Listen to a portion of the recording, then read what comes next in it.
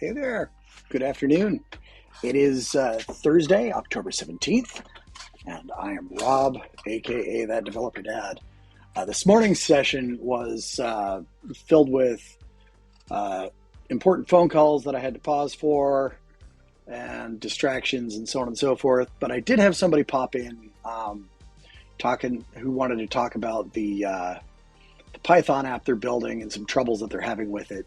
I'm not a Python developer by any stretch of the imagination, but I was able to, look through his code and see where the trouble was happening and so on, and offer some suggestions for that person to maybe help them track down what's going on. So hopefully those suggestions bear fruit for them. This afternoon, for the next hour or so, I am going to be focused on listing out the things and the steps that I'm going to need to do to make the AI prompts that the DM's familiar is going to be using when it does its thing for the users. I want to make those more manageable. Right now, the prompt template and its variables lists and all of that stuff are hard coded inside the actual software itself. So if I want to change those or adjust them or whatever, the only thing I can do is alter the text of that prompt, rebuild, rerun it, and do it that way. And I mean, it works, but it's not fantastic.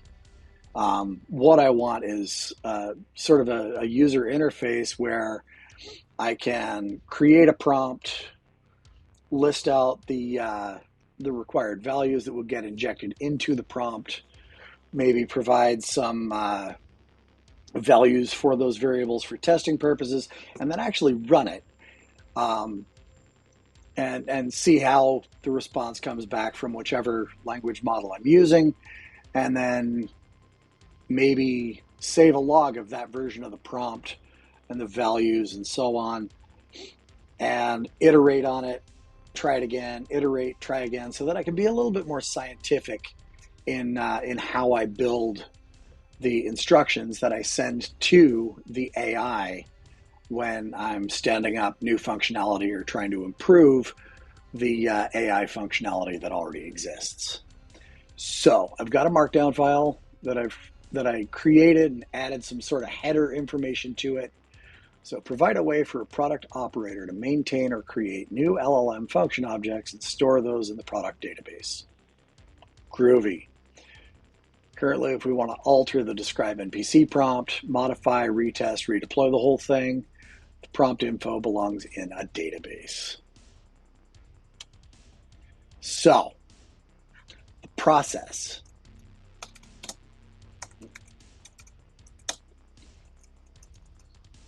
One,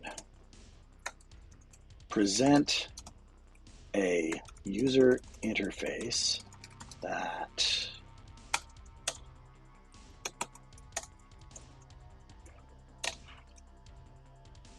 we'll go bullets for this.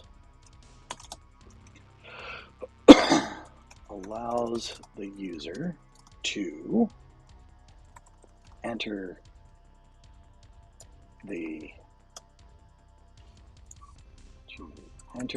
the prompt template.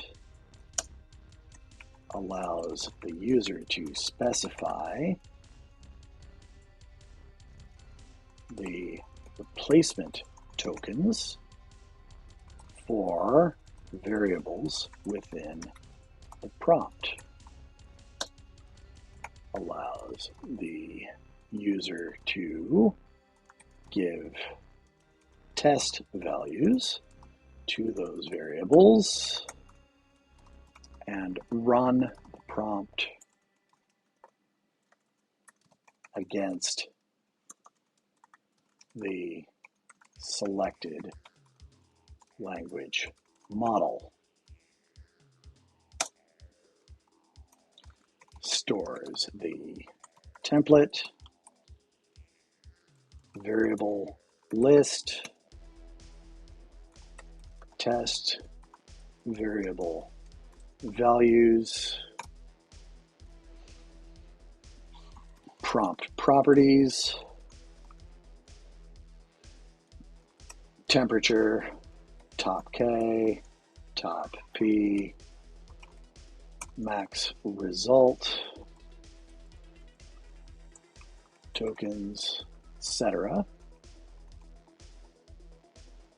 in a database table for reference and dev history.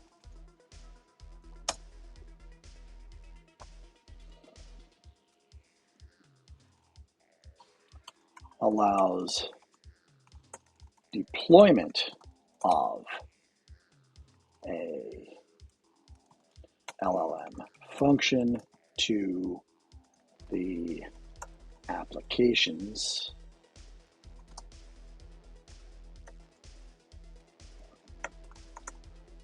prompt storage.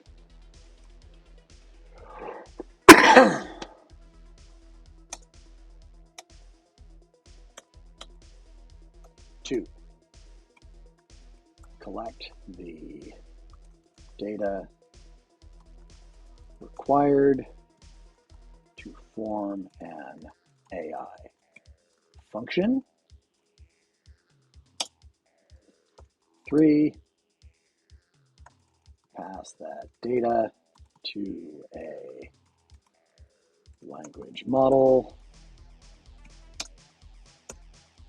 Hey, what's up, C Films? How are you, buddy? We have the language model, display the output from the LLM. 5, save that execution of the prompt under instruction.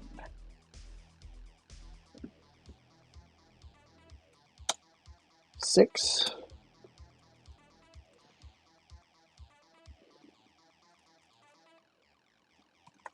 migrate the function's data to the actual data store used by the AI workload provider. And is that what I called that component? Let's see. So we've got managers, AI workload manager.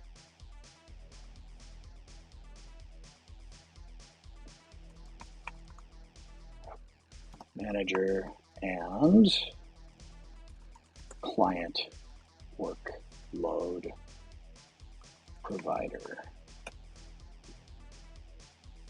Client workload provider.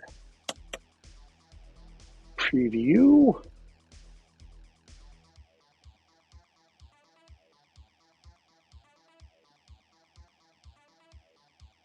I'm going to commit those changes.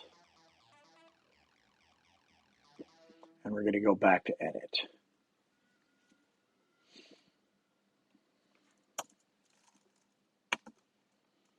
This is a significant departure from how the DM's familiar manages the AI prompt in place currently.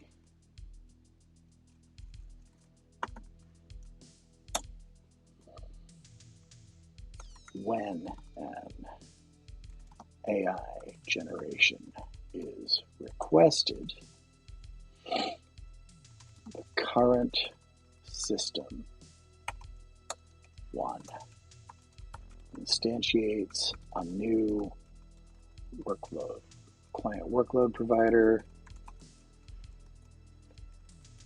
I believe that's what it's called. Let me confirm.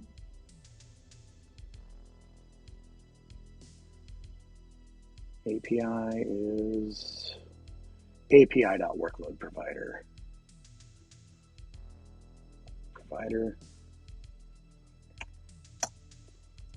The workload provider is given a proxy to the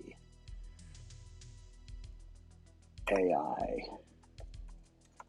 workload manager and registers the LLM functions with the AI manager. These functions are hard-coded in the client's workload provider. I'll need to define a storage table for the product's AI functions.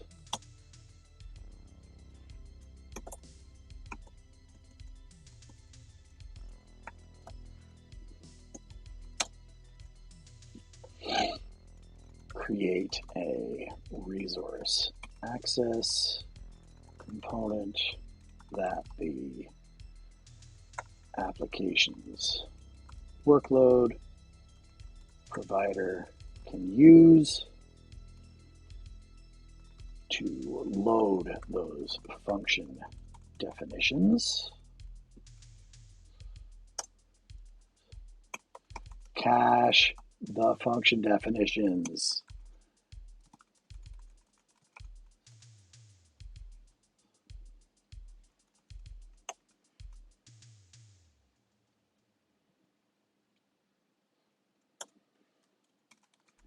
Consider making the workload provider persistent in the Blazor server app so that it doesn't need to be created every time each request. Now, I'm going to nuke that. That's for when it gets split out to its own service. The project is going okay. The product, from my point of view, is ready for private beta. I have a few steps that I need to go through. I want to upgrade the actual Azure App Service from the free tier that I'm using now to one of the low-cost paid tiers. I think there's one for running apps in a Linux environment that is less than $10 a month. I'm going to need to also look at how much the database is going to cost to have it running all the time instead of letting it go to sleep after a period of no use, because sometimes the warm-up time on the database throws some exceptions out in the client, and occasionally the warm-up time, like I've got some retry logic at the database layer. Blazor versus Razor, that's a good question. The syntax is very, very similar. Blazor feels a little bit more sophisticated under the hood. And it also gives me the ability, if I choose to create basically compiled WebAssembly components and have my users download those components into their browser, and they run locally on their machines. I've not done a ton of research or experimentation on actually doing that stuff yet. I've been just wanting to get the app together.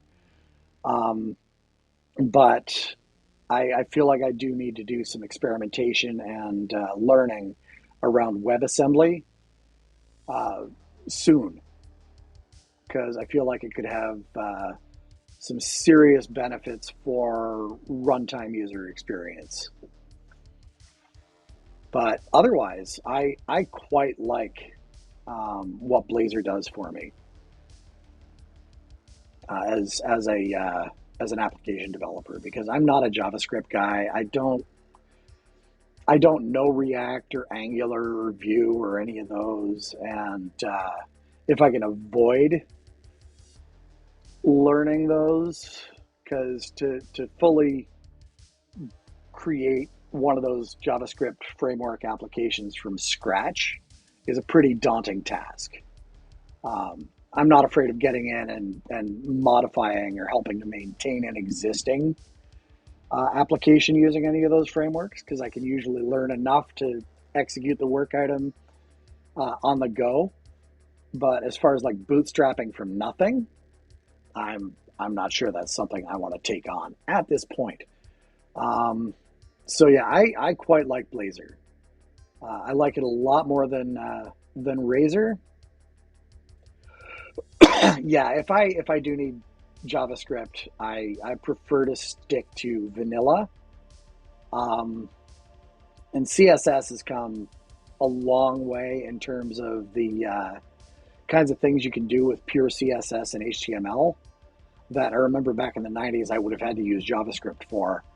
Um, so if I can avoid JavaScript, I will. It's just an additional context switch that I don't have to make by sticking with basically C sharp, SQL, HTML, and CSS. Yeah, yeah. I mean, if you're used to PHP, do it. It's a perfectly fine platform. And if you need something a bit more frameworky, I understand Laravel is excellent. So we need to define a storage table, create a resource access component that the application's workload provider can use to load the relevant function definitions, cache the function definitions. We will need to have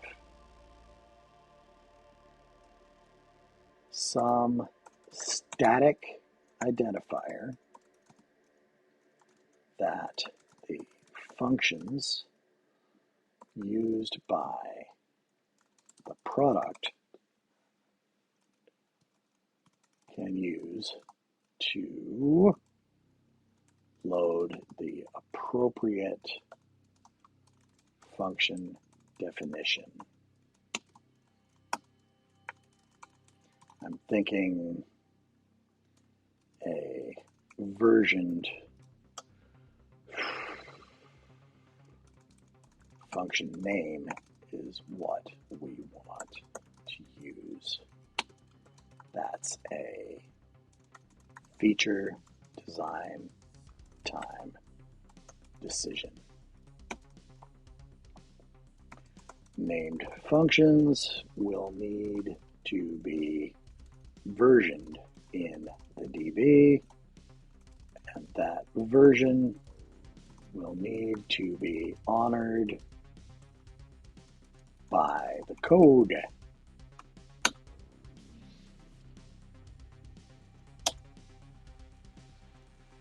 Adjust the AI manager to validate execution requests, i.e., there will be some rag values that must be populated and some that can be optional. We'll need to make sure the code can tell difference between those and report back or compensate as the incoming values change. Bonk. Yeah, I'm using Azure SQL database is basically SQL Server. I thought about Postgres or MySQL or something like that, and in order to use those, I'm preferring serverless or platform as a service, uh, cloud services for uh, for my uh, for my cloud hosting stuff. And I didn't want to stand up a persistent container and storage account for the excuse me, for the data volume, and or a virtual machine or something like that, just to host my database server, because that's a level of complexity that I don't want to have to deal with. And with platform as a service type stuff, or not platform as a service, for instance, Azure SQL Database, A, there's a free version, and B, there's a whole lot of administrative goo I don't have to mess with to keep it running. So yeah, SQL's great, but and if I could have used Postgres or MySQL or something like that as a pass type thing, I would have. But SQL Server, it's what I've learned. It's what I've always worked with, and it does the trick. And it's actually a whole lot more affordable than it used to be. You used to have to pay thousands of dollars a year per processor for the licensing on that, and now it's like a couple of bucks a month if it's casual use. So,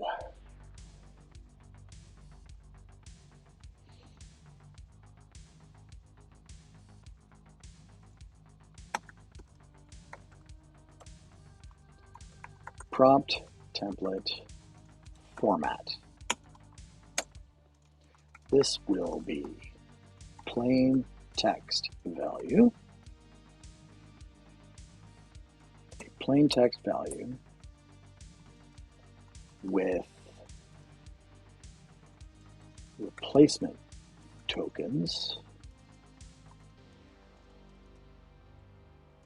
injected for the incoming variable values.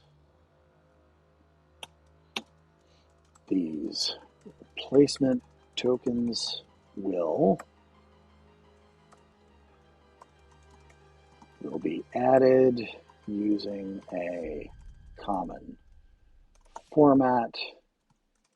We can use a regex to identify, not identify during prompt development.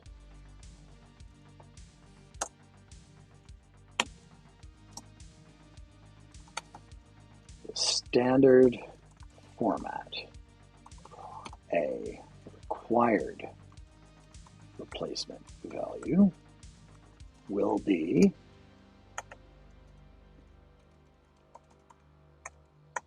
unique variable name.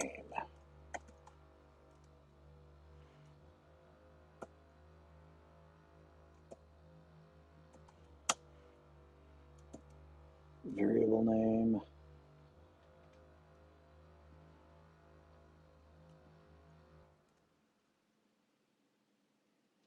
Is that how I've got it in the code? Let me confirm.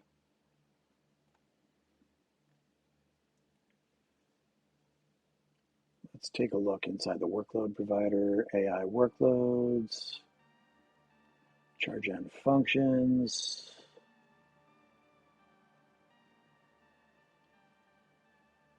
Okay. Brace string.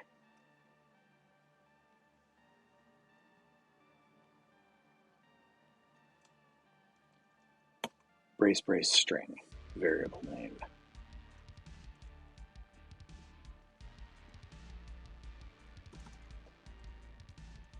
The variable name must be unique within the prompt it's used for.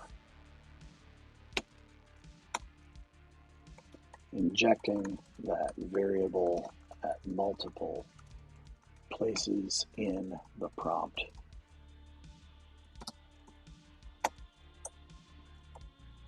Template is perfectly valid.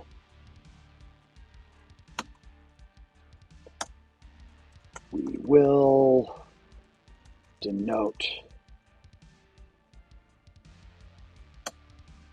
we will use a trailing question mark on variable names to identify those values as optional.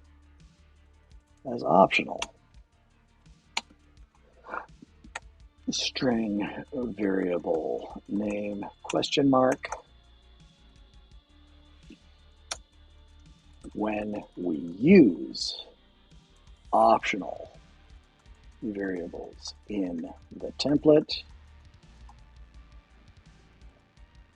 we should include language in the prompt instructions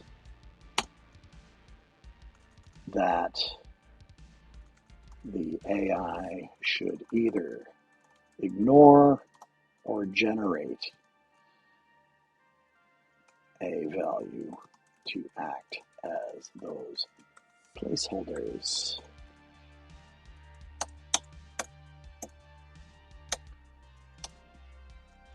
For example, I'm going to go ahead and grab my NPC prompt.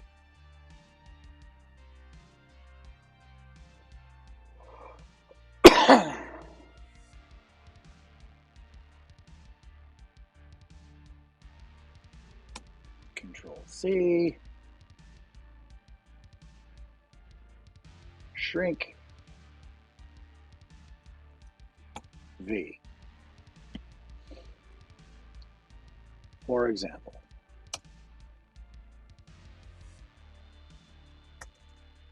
whoops, I want to use that here.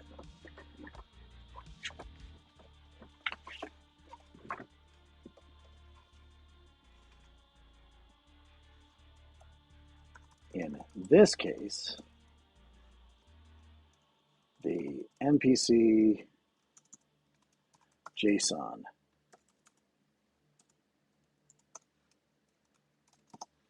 value is required.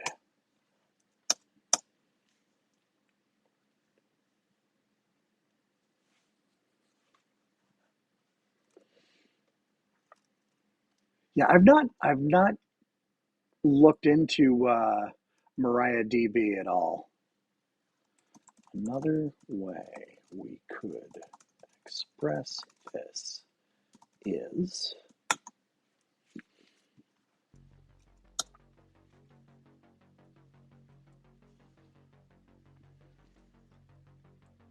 I'm just going to copy this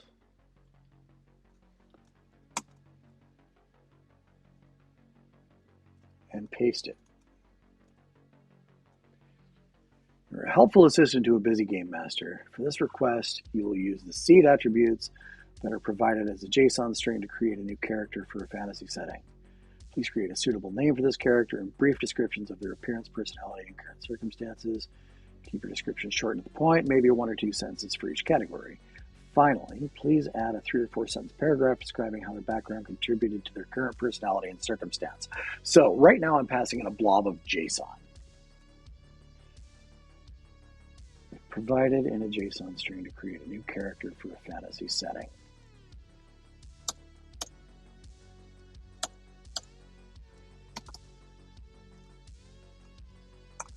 From the supplied seed attributes,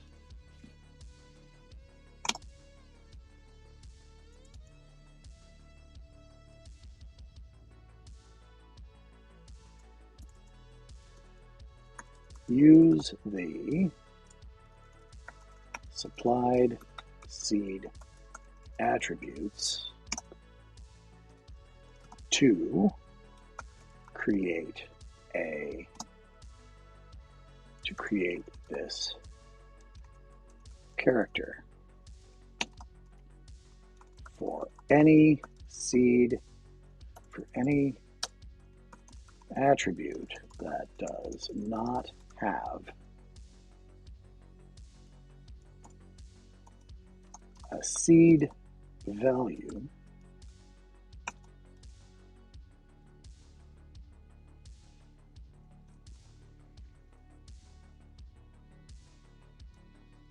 refer to the lists of suggested values and choose one that makes sense.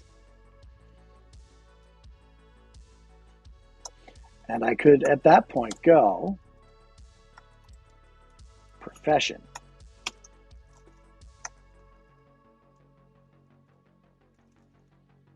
String. Profession.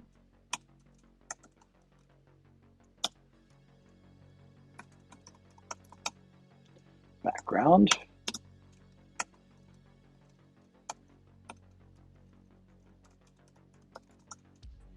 Which is nullable. Species.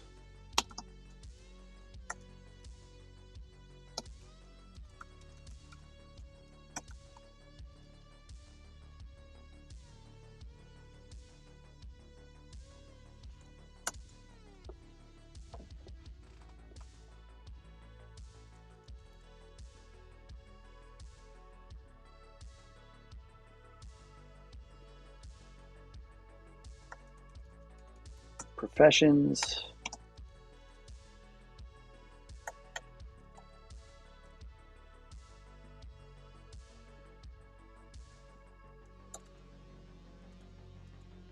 Profession options. Now,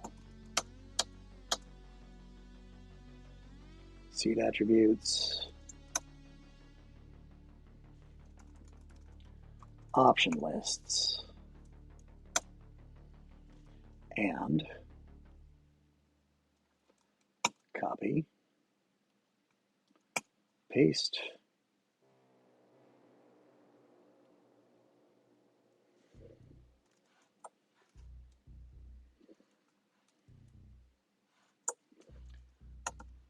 pop,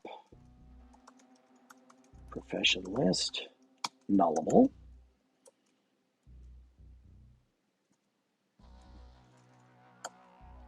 surround this with brackets, square brackets, background list, nullable, species list,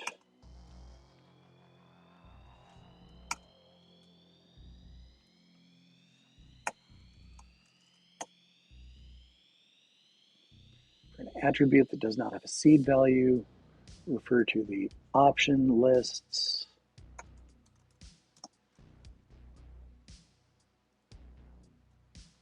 provided option lists for suggested values, and choose one that makes sense for the character. If an option list does not exist, please make something up that would make sense for a fantasy world.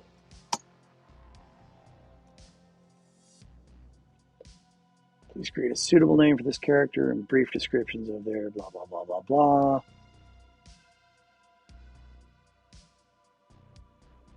Okay. Now what's odd here is I thought I had instructions in there to create a JSON representation of this stuff.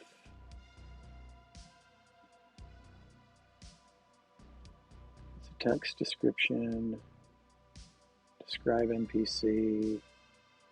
Here's generate NPC.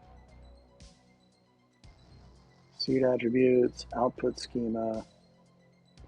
Okay, so here's all the stuff that I've iterated on. I don't need the latest Windows updates right now, buddy.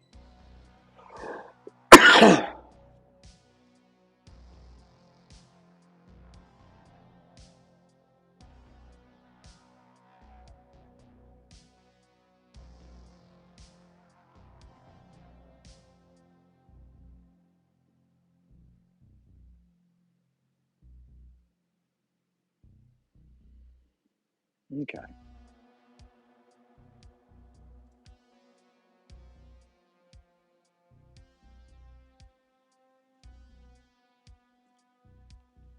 And I probably don't need to have done all this example here.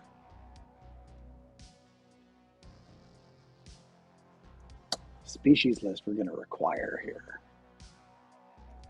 And we are at the very least going to require a choice. No. There we go.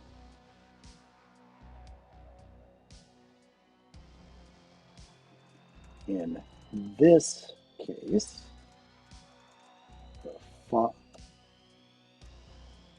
only the species list is a required input value.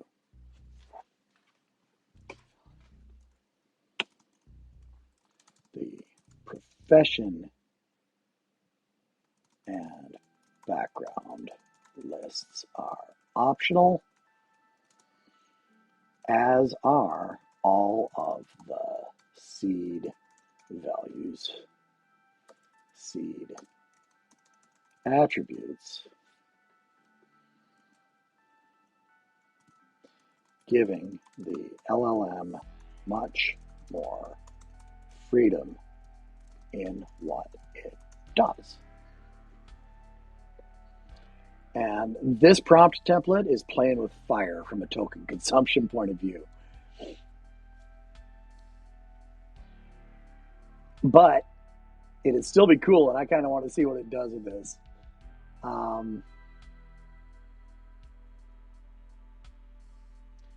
I do need to pop in here, go into TDD serve,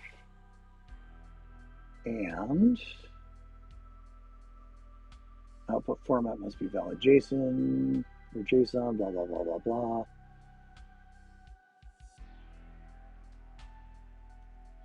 Let's go ahead and add this. Control C. Shrink this down.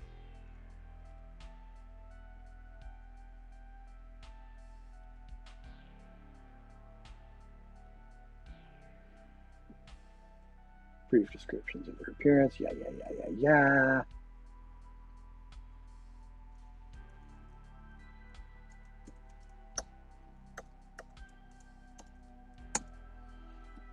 And then we add instructions.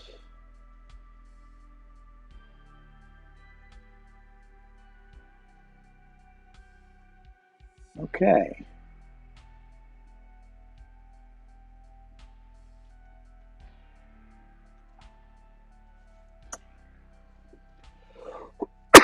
Excuse me. And there we go.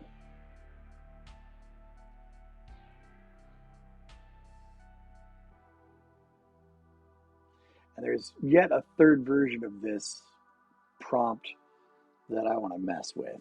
But I'm going to do that just on my own as an experiment. Prompt template format. Okay.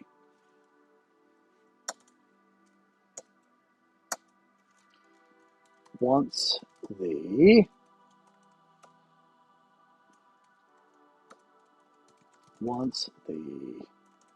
prompt template has been entered, allow the user to scan for variables.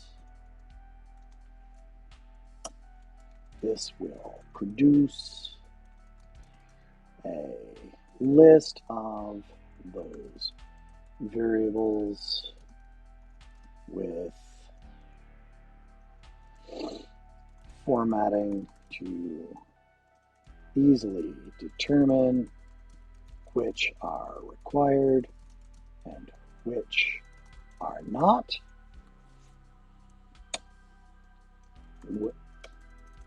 Add UI elements to allow the user to enter values for those replacement vars. And finally, execute the prompt using those values.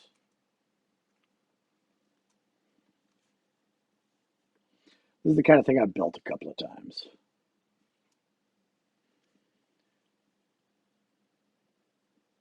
Functions are hard-coded. Save that execution of the prompt under construction.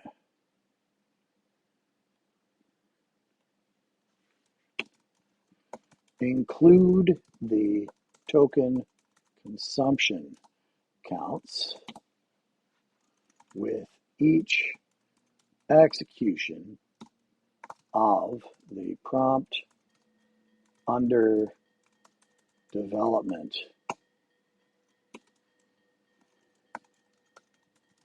We'll want that metric to keep ourselves under control.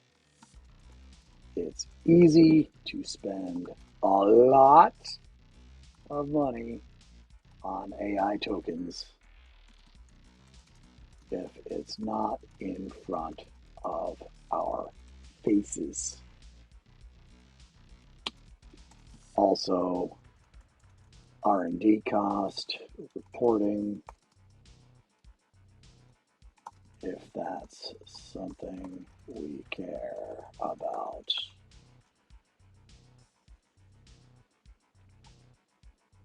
Commit changes. I know that in the past there have been like special tax deductions or tax credits for activities that are specific to research and development of a product for a company. So, like the cost in AI tokens to provide the service to the customers is basically just a regular business expense and is treated one way on the tax time balance sheet. The cost for R&D sometimes, depending on what Congress got up to last time, they looked at the tax codes. R&D costs sometimes get treated a little bit differently than the cost of goods sold. So we do want to capture any expenses we incur during our actual research and development efforts on the product and be able to identify those and call them out specifically when and if we need to. And it doesn't take any extra code to pull that information out of the semantic kernel function results and send that with the reply once the language model is done churning and chewing on its stuff. So there's not actually that much process and activities involved here. All of these notes, I'm going to go back into edit mode. Now under the I'll need to,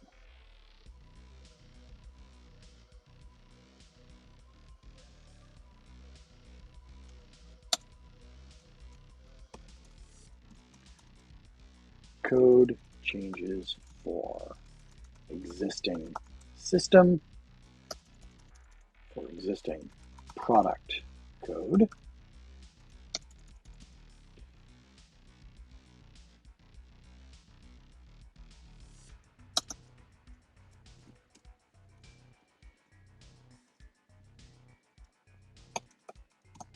This is prompt engineering Workspace, notes.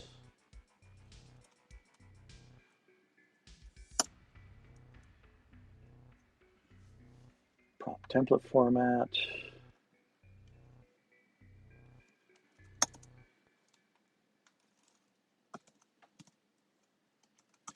Activities. All right, I need to break for like 2 minutes. I'll be right back, and then I'll start listing out the activities involved in actually developing an AI prompt. Be right back.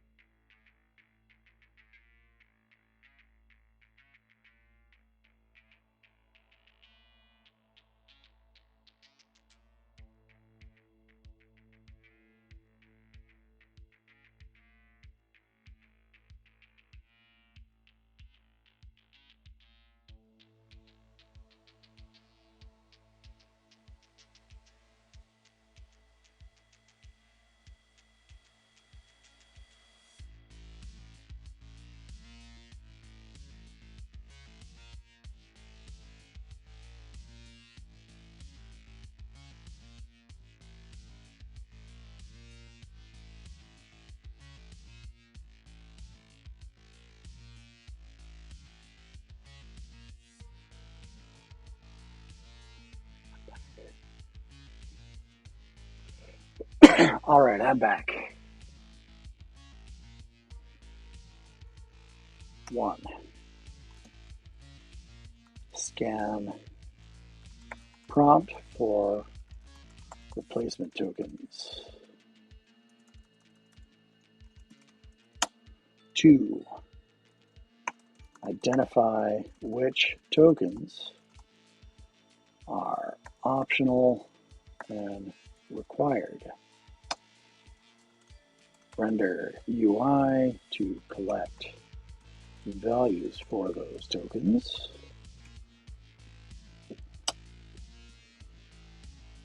Pass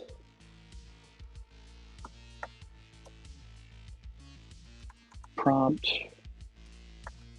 and function arguments to LLM provider, display results when they arrive. And that's really it.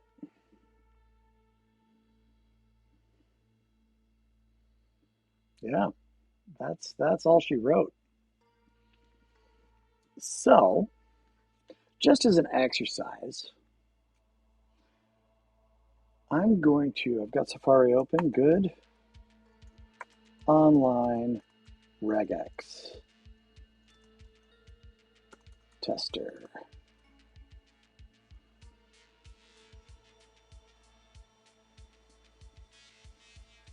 I'm going to be using C#. That regex tester. Boop. Now, I'm not sure what the pattern is yet. So, what I want to do is I'm going to come over here to this, and I'm going to grab this guy.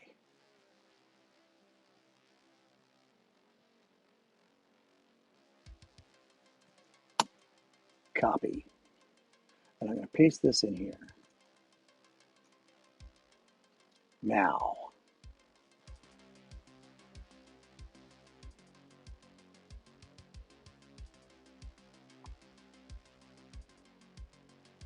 I'm a cheat.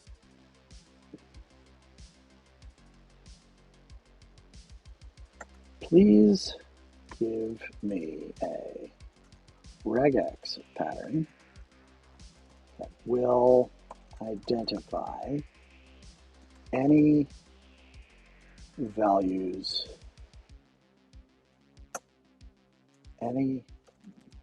all substrings within a text that are found within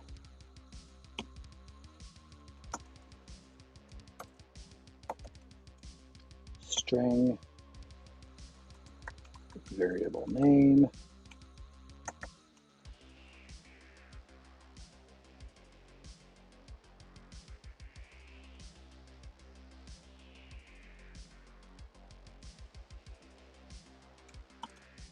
do not include the curly braces or character in the identified string.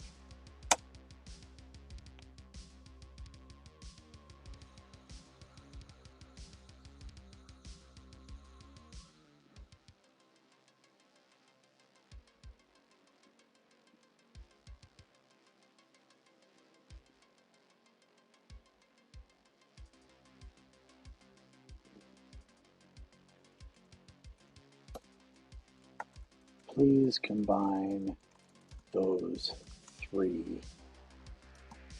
Oh, duh. They gave it to me. I'm going to copy this. I'm going to paste the pattern in here because I can't write regular expressions out of my head.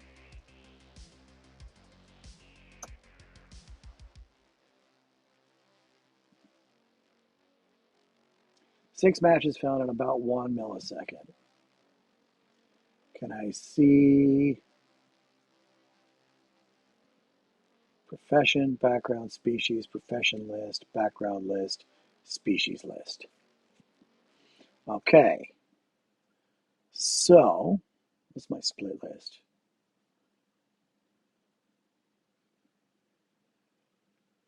Yeah, no, that doesn't help me. Context. Here we go. Good. Now, I'm actually going to need two regexes. So let's bring edge back. That works. Let's extend this search. The first pattern that you created is for required variables. So I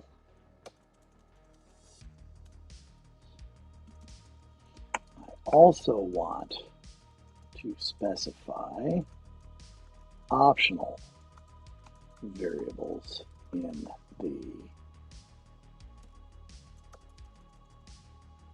within the body of text. Those variables will be made optional by appending a question mark to variable name. Please, Bill, please modify the first regex to exclude any variable name that ends with question mark and create a second regex to identify any variable name that does end with question mark.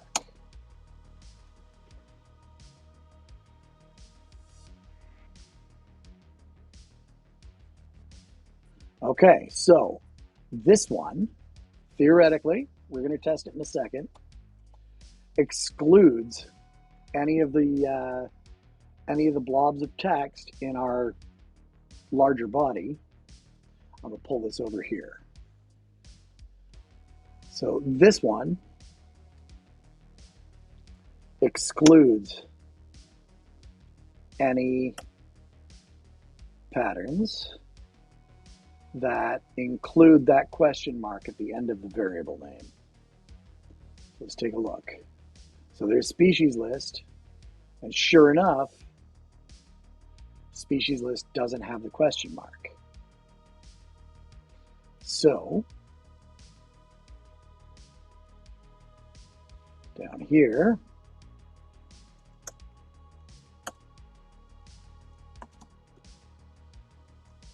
V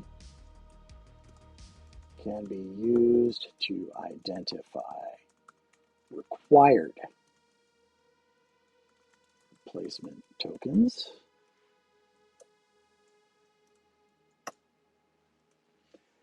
And I'm going to copy this, the other one, and we're going to test it over here.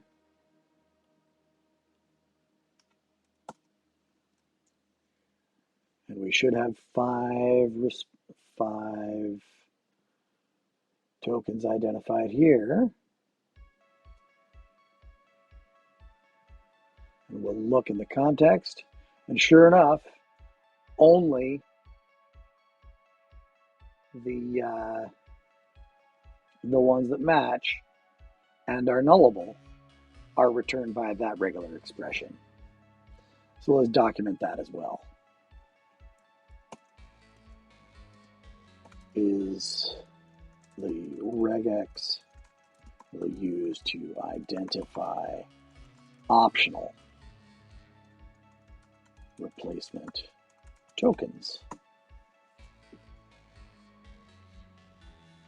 Neat. Gosh, I love AI.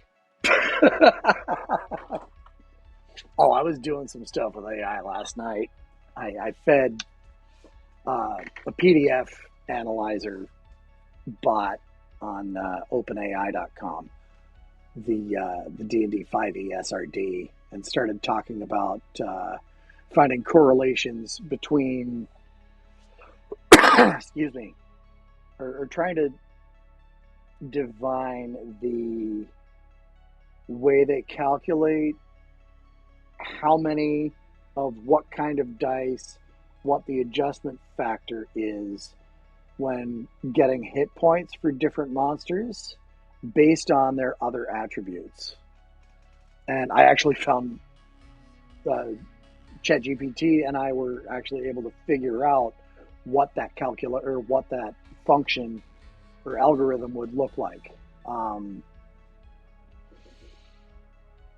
I also then dove into figuring out how to determine what the attack bonus and the damage bonuses would be for melee and ranged weapon attack, melee and ranged weapon style attacks, whether they're natural weapons or actual like swords and crossbows and stuff like that.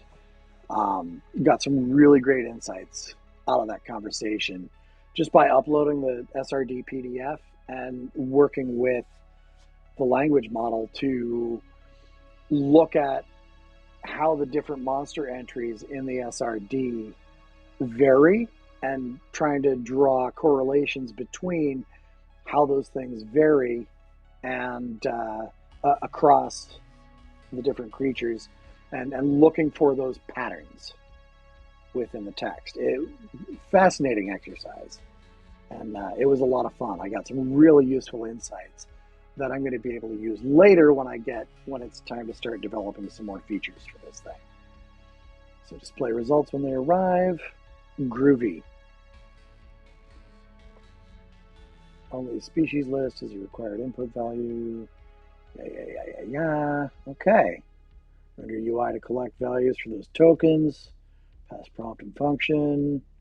Display results when they arrive. Save the results to the prompt development part of our storage service.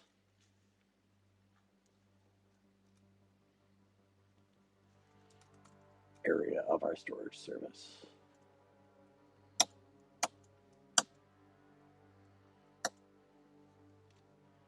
activities.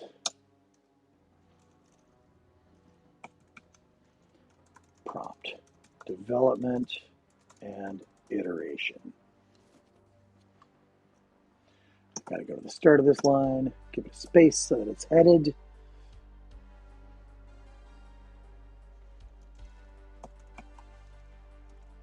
Deploy prompt to product prompt storage.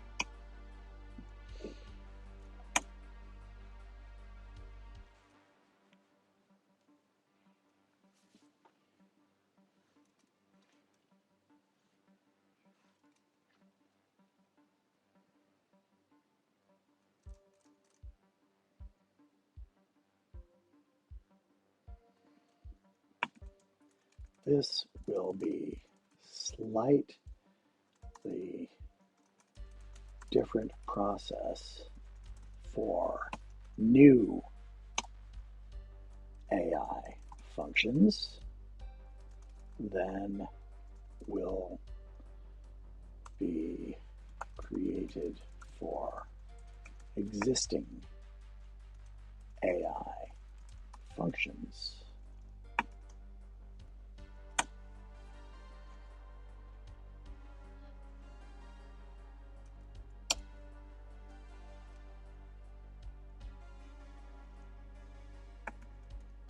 New functions.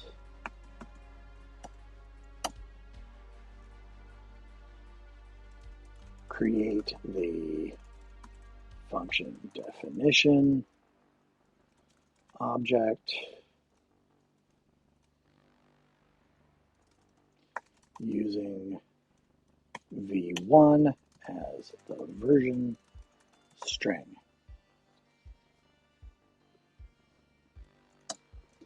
Save it to products AI function storage. Save it through the products AI function storage provider.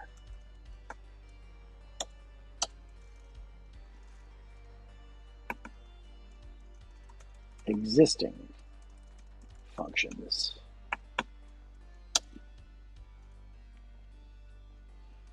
Compare the new variable lists. Compare the variable lists between the new version and the old version.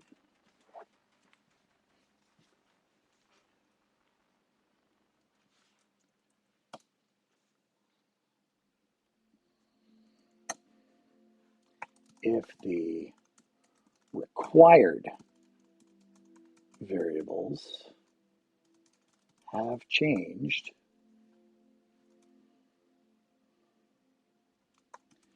increment the version value on the function definition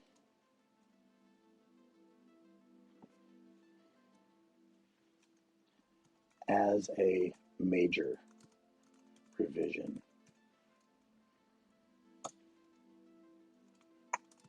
If the optional variables have changed,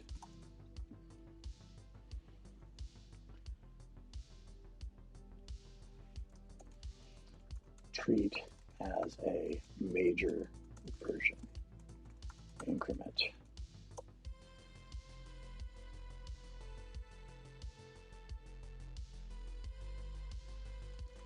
Treat as a minor version increment.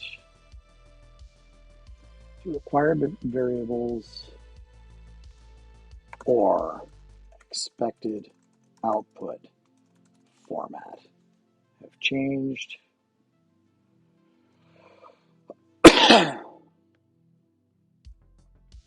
If the optional variables have changed, and nothing else.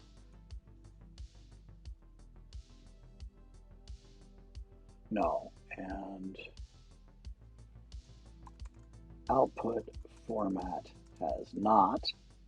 Treat it as a minor version increment. If only the instructions within the prompt have changed, increment as a patch.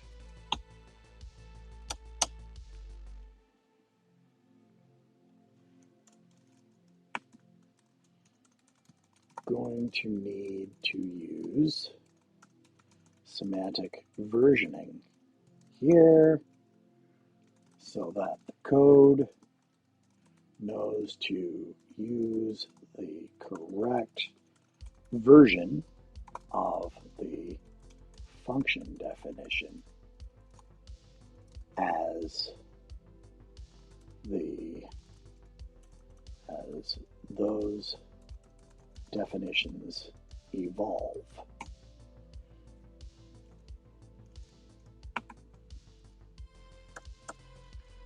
Plain language. When the required input or expected output from a prompt changes,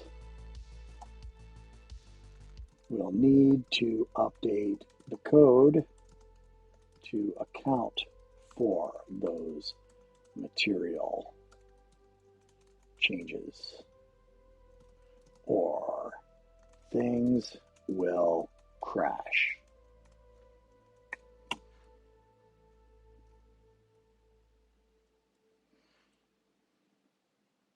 Yeah. New functions.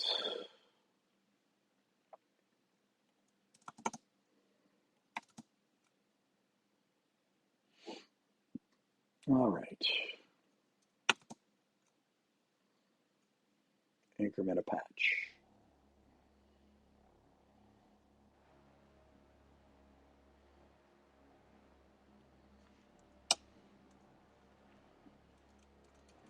Save the updated function definition through the products AI function storage provider.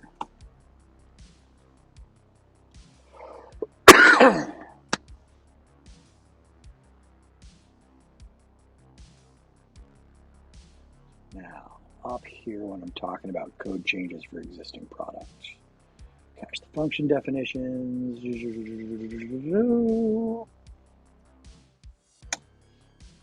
For each function that the code uses, we'll need to also specify which version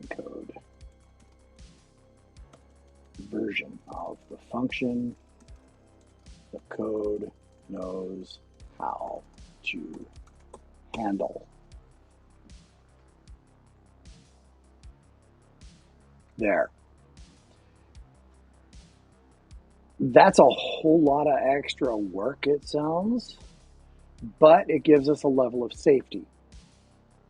It means that even before I've written any code for a new capability in the software or anything like that, I can run all kinds of experiments through this prompt workspace, or this prompt development workspace. And then once I've got it to where I want it, I can then save that over to the products database. But until the product knows to pick up that function definition, there's no change. Because I'm going to have to write some C# to get the product to pick up that definition and make it available to my users. Similarly, I can experiment with the existing functions and make updates and improve things or change the way the output works or what have you.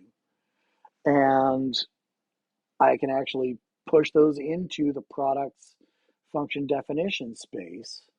But because we're going to be versioning, it means we don't need to update the code right away. We can actually bring those functions live and in person once the code's been adjusted to handle the new requirements of the prompt template.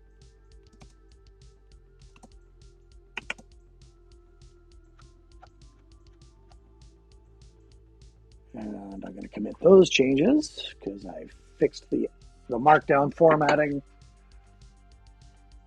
And this is a whole lot of goop, but it's useful. It's really just notes to myself. I'll probably transmogrify this into more consolidated language later once I get to it, because I really need to focus on the subscription management portions first.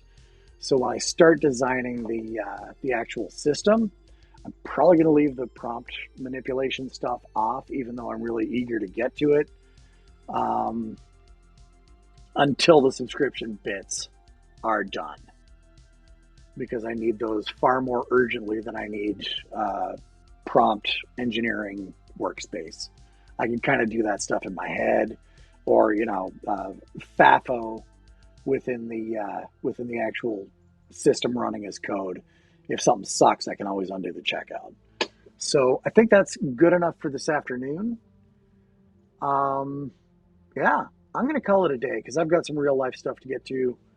And I'm going to be back tomorrow when I start looking more closely at the subscription related use cases, trying to find some commonalities, trying to kind of distill out a list of components I'm going to need to build to execute all of those subscription related use cases.